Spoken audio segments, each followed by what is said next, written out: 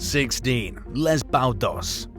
In a harrowing brush with death that was captured on camera in April 2023, French skier Les Bautos fell into a deep crevasse while skiing downhill at a high speed on a mountain called La Merge. A GoPro helmet camera captured the moment he slipped through a deceptive layer of snow and descended into the darkness. Bautos eventually managed to come to a stop by wedging his skis into an extremely narrow ledge in the side of the chute. The 36-year-old had fallen about 15 feet, but it was evident based on the video that he could have plunged much further down into the dark abyss. Using his crampons and a rope lowered by his friends, he safely climbed out of the crevasse. In a social media post, Bautos said that the video wasn't being shared for hype, but to remind people that even skilled skiers who are familiar with the La Grave Glacier can unexpectedly end up in peril. 15. Megan Hunt. After spending several winters in warm places to avoid snow and freezing temperatures, Megan Hunt took a job as a line cook at the Taos Ski Resort in New Mexico in 2018. She had no experience skiing or snowboarding, but she wanted to try them out. Megan later wrote in a Huffington Post contribution piece that she didn't learn to ski or snowboard as quickly as she wanted because she was too busy working. One day in March of 2019, the ski resort shut down its lifts by the early afternoon due to heavy snow and 75-mile-per-hour winds. Visitors came down from the mountain and Megan went home. She was reading in bed when all of a sudden she heard a deep rumble. Curious about the source of the noise, she looked out the window. A wall of trees and snow were barreling toward her too quickly for her to avoid their path.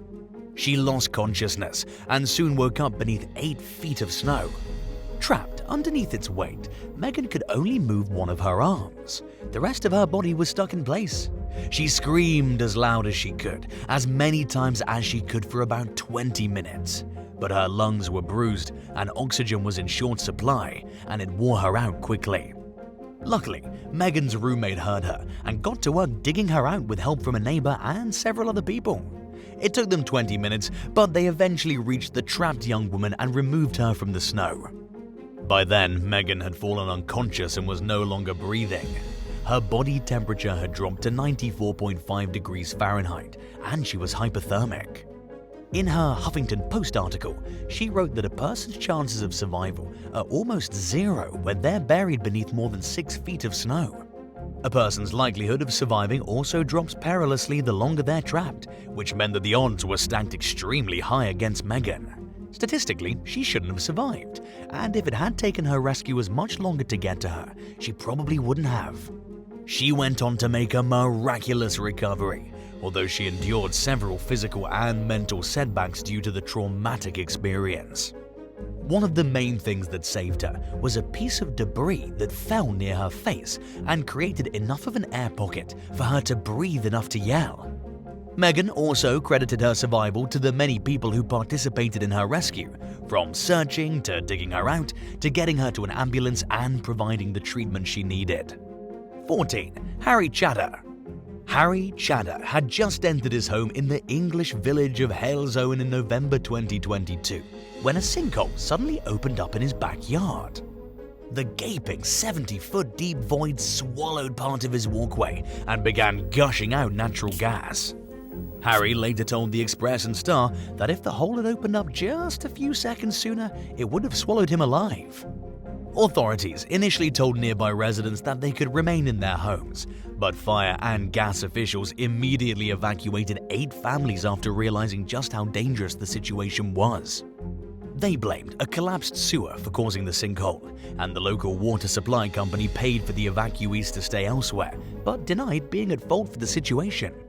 According to a company spokesperson, the damaged sewer pipe that prompted the disaster was very close to the foundation of an apartment building. Repairing it would be complicated and time-consuming, which meant that the displaced residents would not be spending Christmas in their homes. The situation was extremely distressing for the evacuees, who weren't even allowed to return home to retrieve any belongings. Harry Chatter told the Express and Star that he had to break into his flat to retrieve his cat. His future was particularly uncertain since the sinkhole was the closest to his home. Figuring it would take at least a few months for the repairs to be carried out, he rented an apartment and decided to get used to living there for the time being. 13. Young Suk An. On an otherwise typical afternoon in October 2022, a 911 dispatcher in Thurston County, Washington, took a disturbing call from a woman who sounded like she was gagged and unable to talk. The caller kept screaming as if she was terrified for her life while pushing random buttons on the phone, then suddenly went silent. With little other information to go on, the 911 operator traced the call to a home in the city of Lacey and sent police to the scene. Officers arrived at the residence of 42-year-old young Suk An to find the front door unlocked. Nobody was home, but the inside was in disarray as if a struggle had occurred. As the officers investigated, Young's 20-year-old daughter Crystal arrived at the residence. Crystal told the cops that she, her mother, and her brother had arrived home from church to find her father's van in the driveway, which was normal because he did his laundry at the house once a week. At the time, Young was in the process of divorcing her estranged husband, 53-year-old U.S. Army veteran Zoe Kill.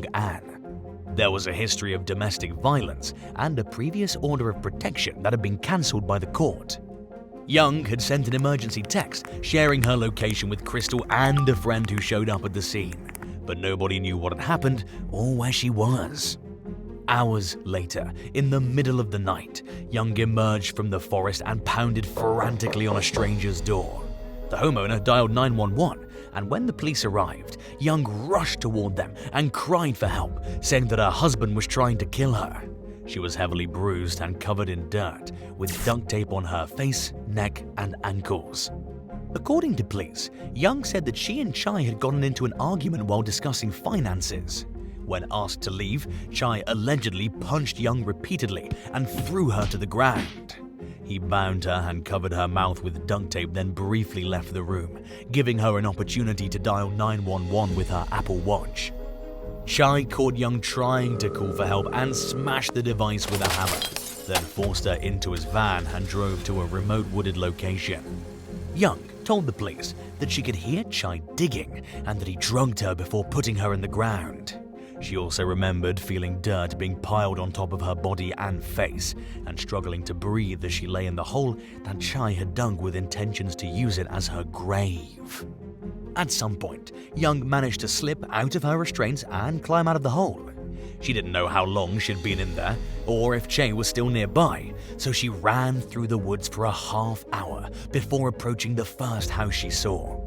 Young said that Chai had threatened to kill her before, and that he said he would rather have her dead than fork over a penny of his retirement money. He was arrested later that day, and investigators found the shallow 19-inch hole the Young had been buried in. In and around the hole, they found pieces of duct tape and Young's hair. Authorities charged Chai with first-degree assault, first-degree kidnapping, first-degree attempted murder, harassment, threat to kill, and robbery. As of early 2024, he remains held without bail at the Thurston County Jail. 12. Anthony Britton. Hoping to establish himself as a modern-day Houdini, British escape artist and stunt performer Anthony Britton willingly allowed himself to be buried in a 6-foot-deep hole while handcuffed in 2015. At 38 years old, he was the third person to ever try what's known as Houdini's Buried Alive Challenge. Both Houdini and the second person to attempt the stunt, British escape artist Alan Allen, had to be rescued. In 1990, a 32-year-old American magician named Joe Burris died while attempting a variation of the stunt, which involved being buried in a clear plastic casket under several feet of dirt topped by a layer of cement. The weight of the cement crushed the casket and killed Joe, who had not calculated whether the homemade box could withstand the weight of the materials being poured on top of it. Britton's attempts took place in Slaithwaite Spa, West Yorkshire, where an excited crowd had gathered to watch the stunt take place. If the performance went as planned, he would free himself from the handcuffs and crawl to the surface. But when 9 minutes passed without Britton reappearing, onlookers became scared, some to the point of crying. By the time Britton's team dug him out of the hole with help from a backhoe operator, he was unconscious. Members of his team had to clear dirt out of his nose and mouth before paramedics were able to administer oxygen, and it took several minutes for Britton to regain consciousness. Just like Houdini and Allen, he nearly died. Britton later told The Guardian that he remembered his life flashing before his eyes before he blanked out. He said he had visions of his deceased relatives talking to him during the last moments that he remembered. The next thing he knew, he was on the ground being resuscitated. Although Britton seemed immensely grateful to still be alive, he told the BBC just a few months later that he hadn't ruled out the possibility of attempting the Buried Alive challenge again in the future. Thankfully, it hasn't happened. 11. Cable car crisis. 8 lives hung in the balance in August 2023 when the cable car they were riding in broke while traveling 900 feet above a river canyon in Battagram, Pakistan. They were on their morning commute when one of the cables suspending the car snapped, leaving them perilously perched in place for more than 12 hours while waiting rescue. It took 6 hours for the rescue operation to get underway, and several more hours to pluck the stranded passengers one by one from the broken cable car. Footage of the harrowing operation showed an army commando using a makeshift chairlift to remove the car's occupants while suspended beneath a helicopter. The rescue effort was delicate, according to an expert, who told reporters that the wind generated by the helicopter blades could weaken the remaining cables that the car was still attached to. Because it's illegal to fly a helicopter after sunset in the region, the rescuers eventually switched to an even more terrifying strategy, which involved approaching the car by traveling along one of the intact cables with the makeshift chairlift. Thankfully, everyone safely reached solid ground. 24-year-old survivor Gul Faraz told The Guardian that he comforted the 2 children in the dangling car, but on the inside he wasn't so confident that they would all survive. After being stranded for an hour, he finally got a cell phone signal and started calling everyone he knew in hopes that help would follow. In Pakistan's remote mountainous regions, suspended cable cars are part of everyday life, but they are often poorly maintained, according to ABC7, leading to injuries and deaths every year. The car that broke most recently was missing a door on one side and had other issues that local authorities allegedly knew about, yet they failed to take action. Following the rescue, the country's caretaker Prime Minister, Anwar ul-Haq Kakar, announced that he had ordered a nationwide safety inspection of cable cars and chairlifts. 10. Zoe Kill. During a visit to Zen Beach of Thailand's Koh Phan Nhan Island in October 2023, 23-year-old Australian tourist Zoe Kill suddenly felt a pain surging through her body. She was about 160 feet from shore when the excruciating sensation struck. Zoe ran toward the shore and made it to dry land just before she collapsed and started turning blue. The young woman had been stung by a box jellyfish. It's considered among the most venomous marine creatures in existence, with highly potent venom containing toxins that attack a person's nervous system, heart, and skin cells. The symptoms are agonizing and can lead to paralysis, cardiac arrest, or even death in a matter of minutes. Out of the 15 people who were stung by box jellyfish off the Koh Phan Nhan coast between 1995 and 2015, 6 died. If Zoe hadn't gotten out of the water and sought help when she did, she most likely wouldn't have survived. She later told Australia's 9 News that as many as 15 people crowded around her to help as she screamed out in pain, still unsure of what had happened to her. They soaked the sting site with vinegar, which can partially neutralize the venom, and called for an ambulance. Zoe was rushed to several local emergency rooms by speedboat before being transferred to a hospital with a marine toxin expert. She was treated with an antihistamine as she slowly recovered during what amounted to a month-long hospital stay. For the first 2 weeks, she was unable to walk. After finally being released from the hospital and returning to Australia, she shared her story as a cautionary tale about the dangers of box jellyfish stings.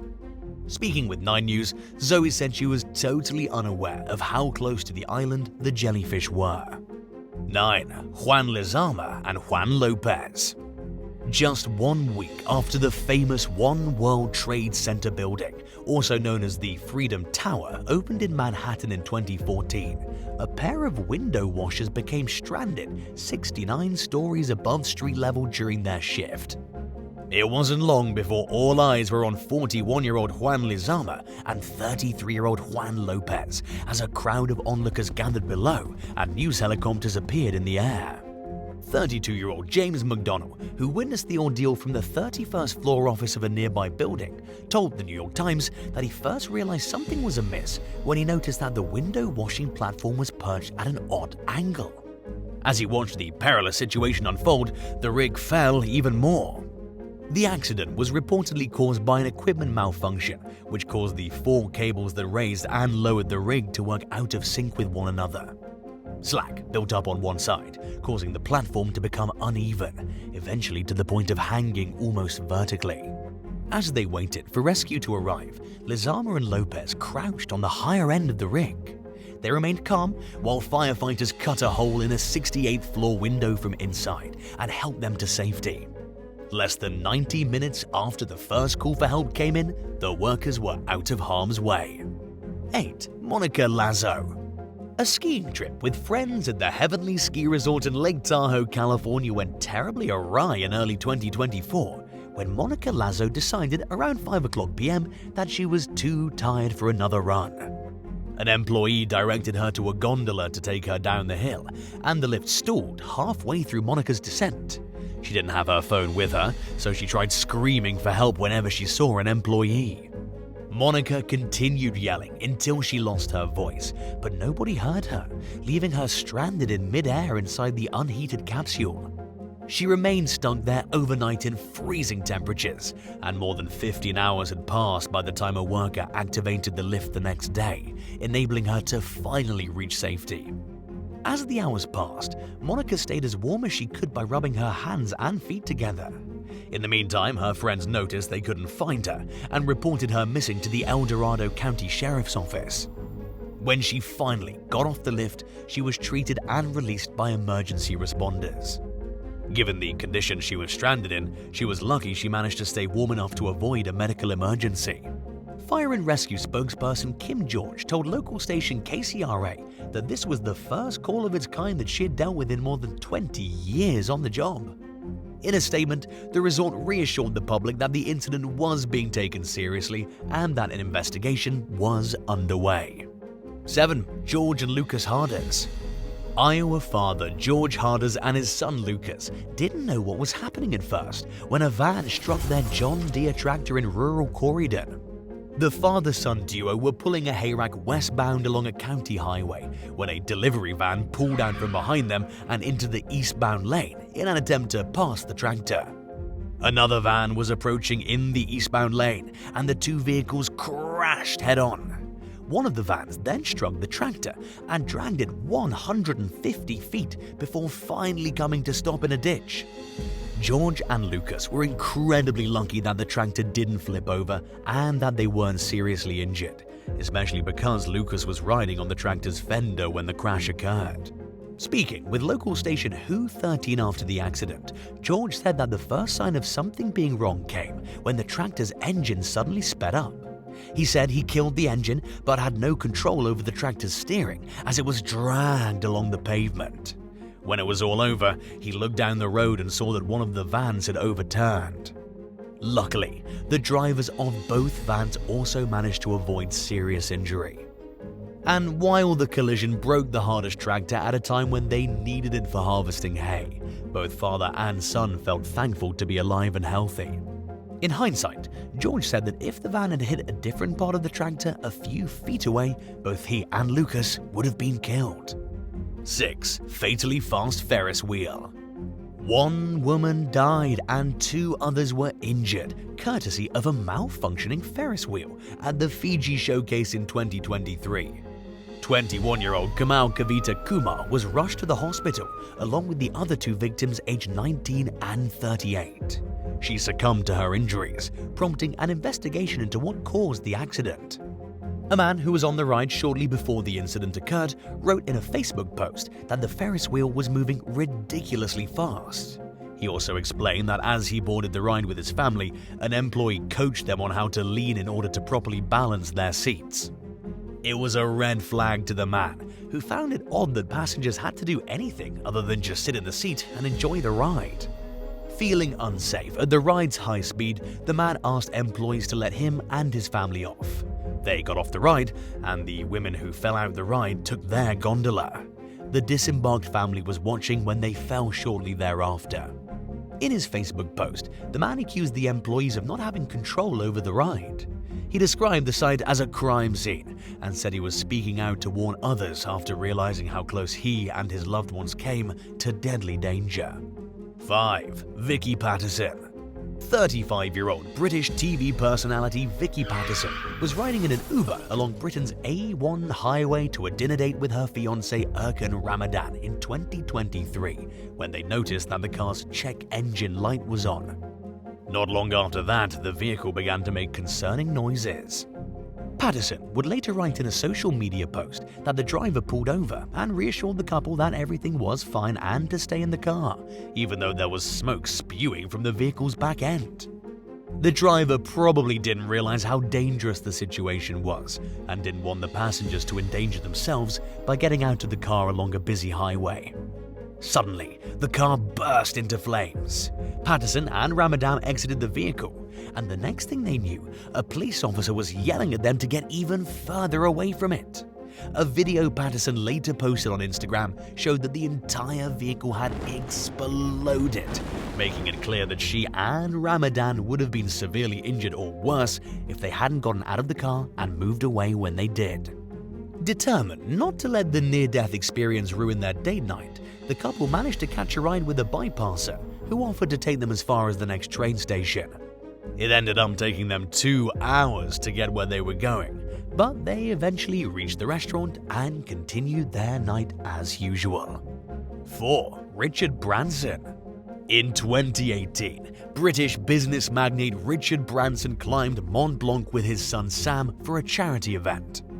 Rising 15,766 feet above sea level, the Alpine Mountain is the tallest summit in Western Europe. As they approached the summit, they narrowly avoided a rockfall, which sent rocks the size of cars barreling down the mountain.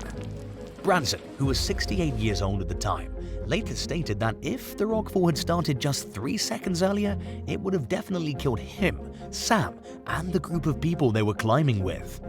The brush with death occurred in a zone known as the Gully of Death. Branson told Sky News that a portion of cliff further up the mountain had broken off, causing massive rocks to rain down from every angle. The group took refuge behind large boulders and ended up taking a helicopter down from the mountain due to the dangerous conditions. 3. Freak mid-lunch choking accident. A woman named Hosea was eating turkey at her home in Galdaco, Spain in November 2023 when she suddenly began to choke on her food. With nobody around to help, she had no choice but to act on her own to save her life. As Hosea gasped for air, she instinctively grabbed her toothbrush and tried to dislodge the meat from her throat with it. But she lost her grip on the 8-inch toothbrush and swallowed it along with the turkey meat. She later told Newsflash that the ordeal was surprisingly painless. But now that problem 1, the choking, was solved, she now had to deal with problem 2, getting her toothbrush out of her body before it posed a serious danger to her safety. Hosea said that when she got to the emergency room and explained what had happened, shocked staff members surrounded her in disbelief. But the x-rays proved that she was telling the truth, and after waiting for several hours, she finally underwent a 40-minute procedure to remove the toothbrush while under anesthesia. Doctors managed to pull the toothbrush back out through Hosea's esophagus, sparing her from having to be cut open. She woke up with the toothbrush sitting on her bedside table and later described feeling thankful that she could breathe. 2. Jesse Gregory.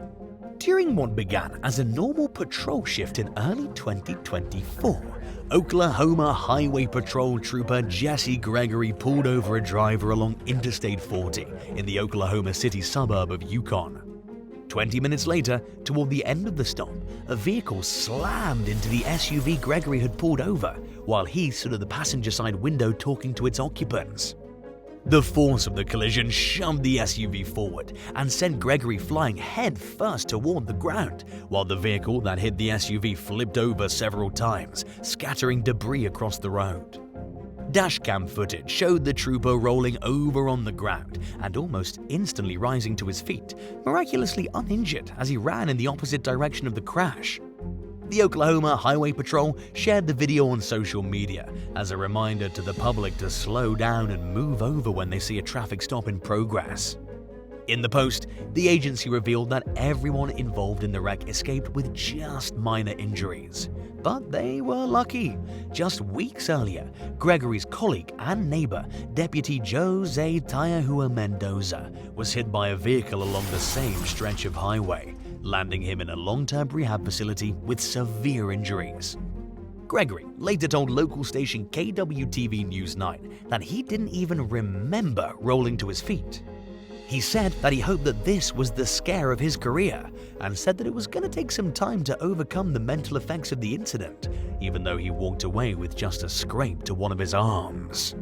And now for number 1. But if you want to hear more bizarre and crazy stories, stay tuned after the video for some more content. 1. Train surfing near tragedy. In recent years, train surfing has become a major trend among teens, and the consequences are often deadly. One Australian adolescent was lucky to walk away alive after perching himself on the back of a train as it left a station in northern Sydney late one night in 2023. Shocking bystander footage showed the teen clinging to the outside of the train as it sped away. Just a month later, a young man died and his friend was left in critical condition after falling off the roof of a New York City subway train. Anyone who dares to even try train surfing is indisputably putting their life on the line, which means that anyone who walks away from it without serious injury or worse is extremely lucky. Speaking with Australia's 9 News, Sydney Train CEO Matt Longland explained that the city's trains weigh up to 440 tons and travel at speeds as high as 70 miles per hour. There's virtually nothing a person can do to save themselves if they fall off a moving train and into its path, and yet it seems to only be getting more popular among young people who do it for both the thrill and the social media clout. Train surfing also continues to run strong even after Sydney and other cities launch crackdowns in an effort to curb the trend. 8. Lazette Pagan.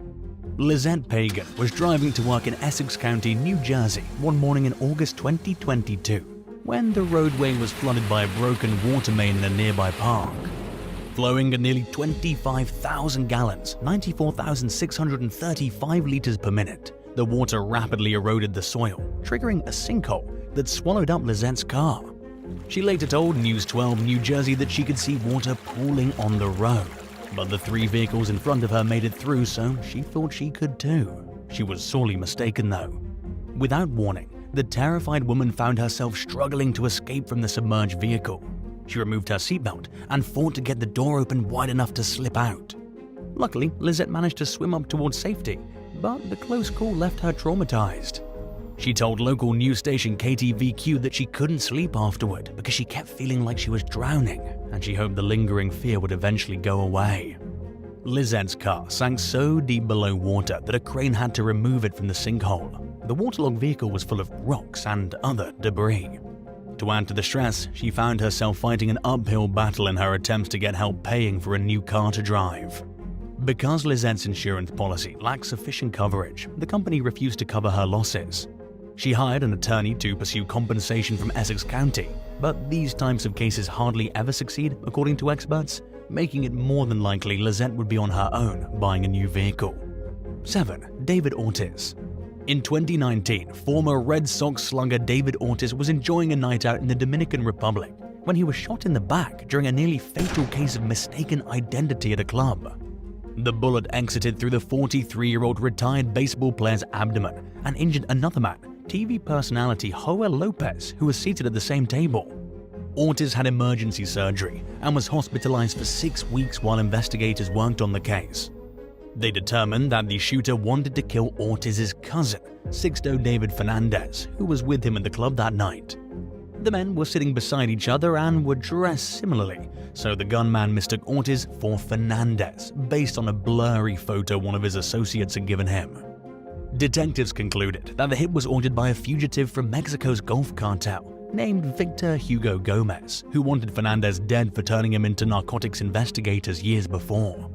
A total of 14 suspects were arrested in connection to the case, including the man who took the blurry photo. Unsatisfied with law enforcement's findings, Ortiz hired former Boston Police Commissioner Ed Davis to carry out an independent investigation on the shooting. In his findings, which were released to the public in early 2022, Davis accused alleged drug kingpin Cesar the Abuser Peralta of putting a hit on Ortiz because he felt disrespected. Dominican authorities continued to stand by their version of events, despite these revelations. 6. Cody and Courtney Campbell. Just 5 months after buying their home in Santee, California back in 2021, newlyweds Cody and Courtney Campbell were suddenly homeless. The couple were at work when a small airplane barreled through their neighborhood, killing 2 people and crashing into 2 homes, one of which being theirs. Of course, the Campbells were grateful they weren't home during the collision. They were also glad Courtney's mother had decided to stop by and pick up their dog a few hours earlier and was gone by the time of the crash. The house was then engulfed in flames. If anyone had been there, they likely would have died. And it wasn't lost on Cody and Courtney that they, Courtney's mum and their dog, were all very lucky. But the couple's experience as first-time homebuyers certainly didn't pan out like they'd hoped, and it's only human to think about their loss and feel disappointed on their behalf, even if the house is trivial compared to the value of their lives. Along with losing their home, the Campbells lost a lot of other things they worked hard for, and items that had sentimental value, including Cody's wedding band, which he left at home for safekeeping while wearing a silicone ring to his job. It's also fair to wonder if a little bit of bad luck was at play, considering how rare it is for planes to crash into houses. 5. Miguel Angel Torres. For 14 years, Miguel Angel Torres lived in Austin, Texas, as an undocumented migrant without any major run-ins with the law. Although he was in the US illegally, he lived a fairly respectable lifestyle as a married father of 3 and a hard-working cook in a local restaurant. In their pursuit of the American dream, Miguel and his wife Irma hope to someday open up their own food truck. When former President Donald Trump was inaugurated during early 2017, immigrant communities throughout the country braced themselves for raids by authorities looking for undocumented residents.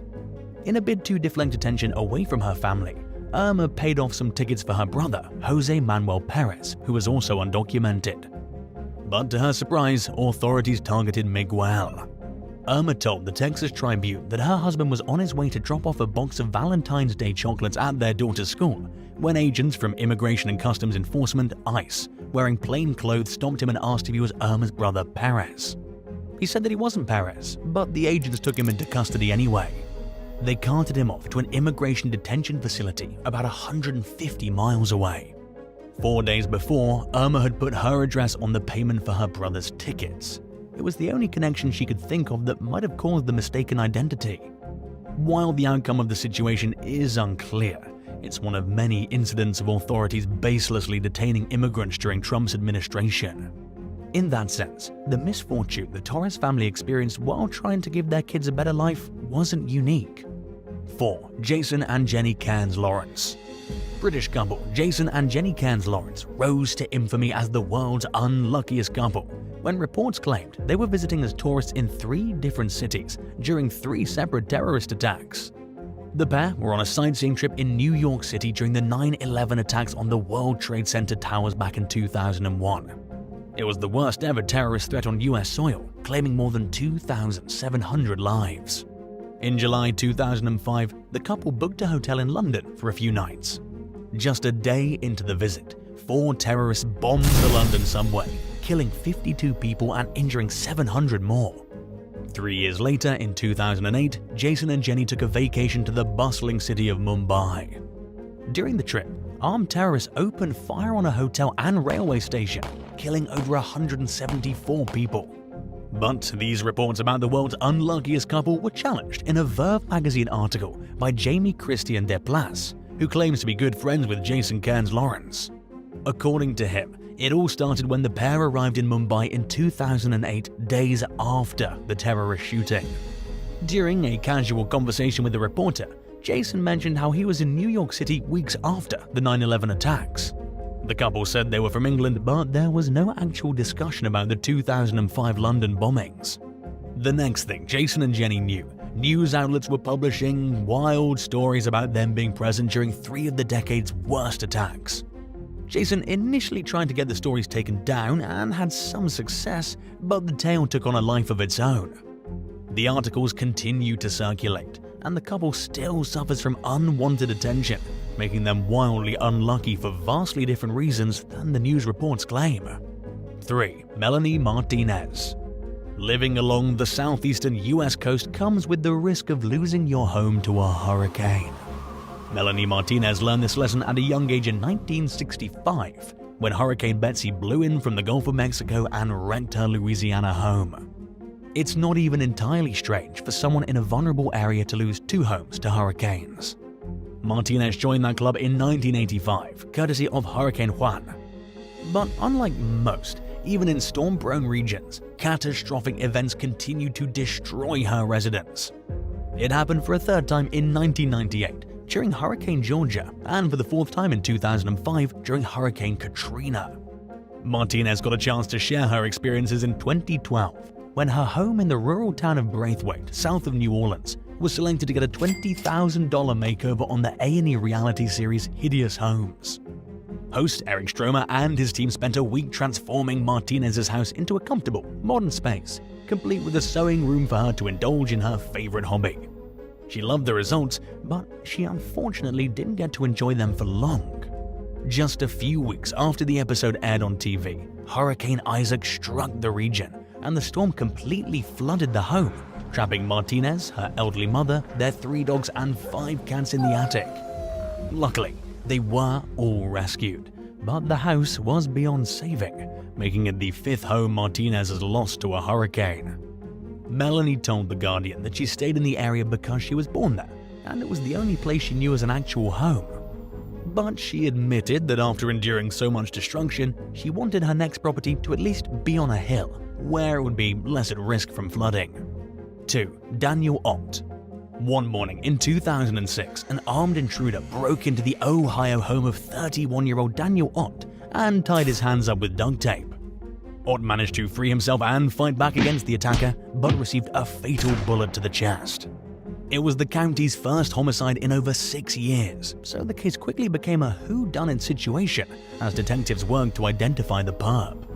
There were no signs of forced entry or robbery, and the 911 call placed by Ott's girlfriend was never captured since the recording device was broken. And while the scene contained every hallmark of an ordered hit, detectives couldn't figure out why anyone would want to kill Daniel Ott. 6 months later, investigators concluded that he was targeted by an organized crime group in a disturbing case of mistaken identity. They believed the killers meant to go after a different man named Daniel Ott, a notorious car thief who helped with an investigation that landed the group's leader, Joseph Rosebrook, behind prison bars. Even after realizing this, law enforcement struggled to get anyone with information about the crime to talk. Out of fear that they would suffer a similar fate, they maintained their silence. In 2015, after almost a decade of investigating, authorities arrested 3 suspects in connection to Ott's death. Joseph Rosebrook was accused of ordering the hit from behind bars. His brother Carl allegedly arranged the payment for the murder, and a man named Chad South was charged with actually carrying out the attack. Joseph Rosebrook was sentenced to life in prison, and the hitman South received a 28-year sentence, while Carl Rosebrook got away with no time and a $1,000 fine. But no punishment could possibly undo the damage that was caused by this trio's actions, including the murder of a completely innocent man who died terrified, fighting for his life in his own home. 1. Christos Takis. As Spain grappled with the crippling effects of an economic recession back in 2011, the country's lottery jackpot reached 740 million euros, $788 million. Residents of Sodeto pooled their money to buy lottery tickets as part of their annual Christmas lottery, a tradition they started in 1812, with the agreement that everyone who pitched in would collect a portion of the winnings if they hit the jackpot. The entire village participated except Kostis Mitsotakis, a Greek filmmaker who'd moved to Sodeto only 8 years earlier. Mitsotakis later explained that he didn't chip in since his house was technically outside of the village, and because, unlike the born and bred locals, he wasn't obsessed with the lottery. He was probably just as shocked as everyone else when Sodeto won the jackpot, and everyone but him collected a piece of the prize money. Instead of being bitter or overwhelmed with regret, Mitsotakis started documenting the lives of the families who benefited from these winnings. 3 years later, in 2014, he told the Greek reporter that not much had changed. For the most part, people lived similar lifestyles as they had before coming rich. Mitsotakis pointed out that the most notable difference was that less young people were leaving for opportunities outside of town, not that they had enough money to create their own opportunities nearby. While some considered Mitsotakis to be the world's unluckiest man for missing out on the lottery bounty, he didn't seem upset about it.